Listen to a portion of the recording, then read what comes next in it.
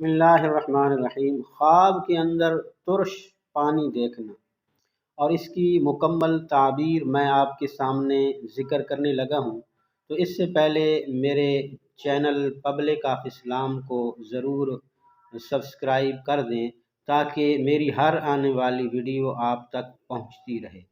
تو خواب کے اندر ترش پانی دیکھنا، حضرت ابن سیرین رحمہ اللہ علیہ نے فرمایا کہ ترش پانی کا خواب میں دیکھنا رنج اور بیماری کی دلیل ہے، اور اس کا پینا بھی بیماری کی دلیل ہے۔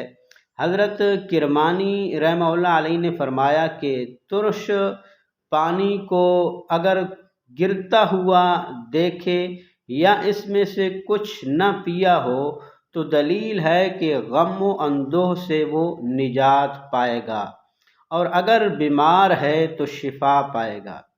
حضرت جعفر صادق رحمہ اللہ علیہ نے ارشاد فرمایا کہ ترش پانی کا پینا 5 وجہ پر ہے۔ اول جو ہے وہ بیماری ہے، اور دوسرا یہ کہ غم، تیسرا جھگڑا، اور چوتھا جو ہے وہ حاجت، اور پانچواں جو ہے وہ عیال کے ساتھ، اہل و عیال کے ساتھ لڑائی کرنا۔